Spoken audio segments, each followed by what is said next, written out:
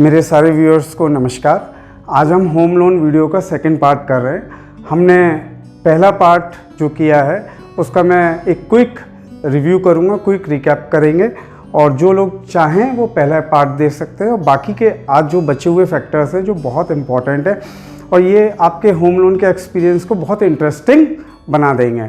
तो पिछले पार्ट में, पार्ट 1 में हमने बातचीत की थी कि होम लोन क्या है, हमारे दिमाग में क्या क्या क्वेश्चंस आते हैं या आने चाहिए होम लोन से रिलेटेड, लोन की कैलकुलेशन एक मोटे तौर पर आप घर पर कैसे कर सकते हैं अपनी ईएमआई, एज वगैरह को देखते हुए, इसके बाद डॉक्यूमेंटेशन क्या होना चाहिए, इसके बाद होम लोन के बेनिफिट्स क्या हैं, ये सारा कुछ हम आपको पार्ट 1 वीडियो में बता चुके हैं होम लोन वीडियो में। आज होम लोन के सेकंड पार्ट में कुछ बहुत मेजर चीज़ें हैं जो मैं आपको बताना चाहूँगा और आपको बहुत इंटरेस्टिंग वीडियो लगेगा क्योंकि ये कई सारी चीज़ें हैं जो लोगों को नहीं पता होती। हो सकता है आप अभी होम लोन लेने का प्लान ना भी कर रहे हो, बट मुझे लगता है आपको ये चीज़ें जाननी चाहिए। सबसे महत्वपूर्ण और इम्पॉर्टेंट एक वर्ड है, उसका नाम है ईएमआई। ईएमआई की फुल फॉर्म क्या है, काफ़ी लोगों को शायद ये नहीं मालूम होगा। इसको बोलते हैं इक्वेटेड मंथली इंस्टॉलमेंट्स। ईएमआई सिर्फ दो चीज़ों से बनकर बनी होती है। नंबर 1 इंटरेस्ट प्लस प्रिंसिपल, इसको मिलाकर ईएमआई बनता है। मेजरली आपका जो होम लोन होता है वो किन फैक्टर्स पर अफेक्ट करता है, वो सिर्फ 4 फैक्टर होते हैं जो कि आप देख सकते हैं। सबसे पहले ईएमआई का, फिर प्रिंसिपल का, फिर टेन्योर का और फिर रेट ऑफ इंटरेस्ट का। इसमें मैं आपको ये बात बताना चाहता हूँ कि अगर ईएमआई को अफेक्ट करना है तो हमें इन तीनों में से किसी फैक्टर को अफेक्ट करना होगा। बाई चांस की बात है, मान लीजिए कि आज आपकी कैपेसिटी है 40,000 ईएमआई देने की, लेकिन कल को आपके कुछ एक्सपेंसेस बढ़ गए, कई ऐसी चीज़ें आ गई सामने जिसमें कि आप नहीं दे पा रहे, तो आपको या तो टेन्योर को बढ़ाना पड़ेगा या अपने पास से प्रिंसिपल जमा कर कर उसको कम करना पड़ेगा या फिर नेचुरल वे में आपकी रेट ऑफ इंटरेस्ट कम हो जाए। इस तरह से आपने ईएमआई के बारे में काफ़ी कुछ समझ लिया होगा। सेकंड पॉइंट आता है हमारा PF, processing fees. Processing fees का आजकल मेजरली सारे बैंक्स डिजिटल प्लेटफॉर्म पर आ गए और वो आपसे एक बेसिक फीस लेते हैं जो कि करीब 3,000 के करीब की होती है।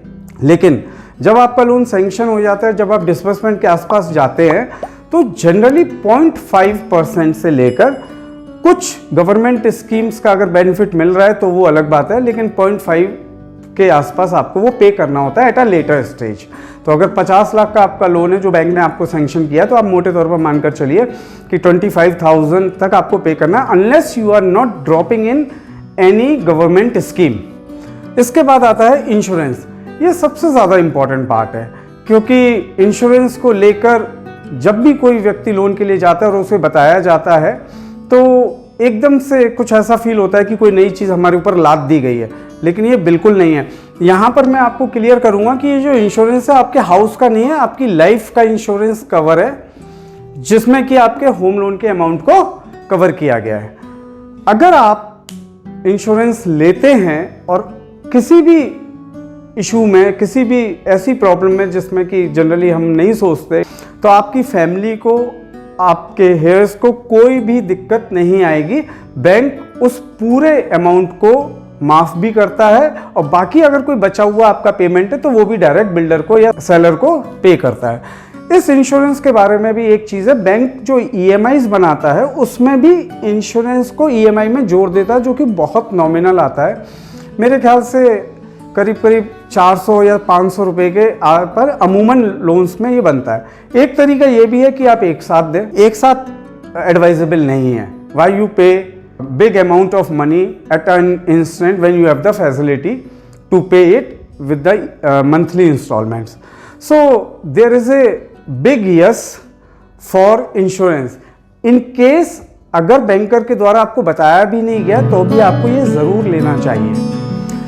इंश्योरेंस के पॉइंट के बाद अब हम आएंगे फोरक्लोजर पर। सबसे बड़ा पॉइंट फोरक्लोजर में, यानी कि अगर आप लोन को बंद कराना चाहते हैं तो क्या बैंक आपसे चार्जेस लगाएगा। ये बात बिल्कुल सही है कि आज भी लोगों में ये बहुत बड़ा कंफ्यूजन है। आज से कुछ साल पहले तक बैंक फोरक्लोजर चार्जेस लेते थे, स्पेशली प्राइवेट बैंक। लेकिन अभी गवर्नमेंट के नए नॉर्म्स, कोर्ट के ऑर्डर्स के बाद अगर आपने अपने इस अमाउंट को अपने ओन जनरेटेड सोर्स से बैंक को पे कर रहे हैं तो they will not charge you even a single penny. ये मैं स्पेशली आपको क्लियर करना चाहता हूं।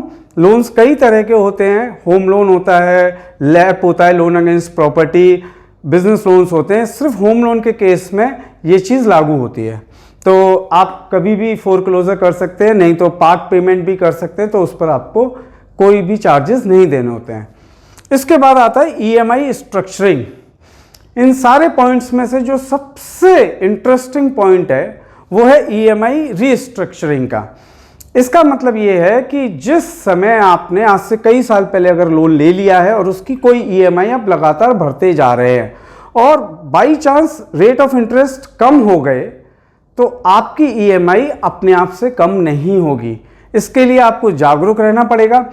अपने नियरेस्ट बैंक के ब्रांच में जाकर उनको अपना लोन अकाउंट नंबर के साथ आपकी पूरी हिस्ट्री आ जाएगी और उनसे आपको एक एप्लीकेशन फॉर्म भरकर एक बहुत ही नॉमिनल फीस भरकर उसको ईएमआई को आपको रिड्यूस कराना पड़ेगा। यहाँ मैं एक बहुत ज़रूरी बात कहना चाहता हूँ। इन सारी चीज़ों को बताने के बाद सबसे पहले तो ये है कि आपको लोन कम से कम लेना है, जिससे कि ईएमआई आपकी पर मंथ जो लायबिलिटी है वो कम से कम हो।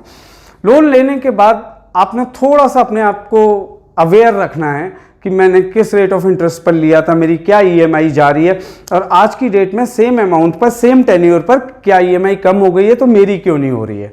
150 रुपये का कोई फ़र्क नहीं पड़ता, लेकिन इससे ज़्यादा का अगर फ़र्क है तो आपको ज़रूर जाना चाहिए। इन्हीं सारी चीज़ों के साथ साथ मुझे लगता है मेरे दोनों वीडियोस में, दोनों पार्ट्स में मैंने होम लोन को लेकर काफ़ी सारी चीज़ें ऐसी कवर कर ली है जो मोटे तौर पर आपकी नॉलेज में होना चाहिए। अगर आप इन चीज़ों का ध्यान रखेंगे और अगर आपको ये चीज़ें ध्यान रहती हैं तो आपका लोन लेने का एक्सपीरियंस बहुत ही अच्छा होगा, बहुत ही मीनिंगफुल होगा। इसी के साथ आप सबका बहुत बहुत धन्यवाद। नमस्कार।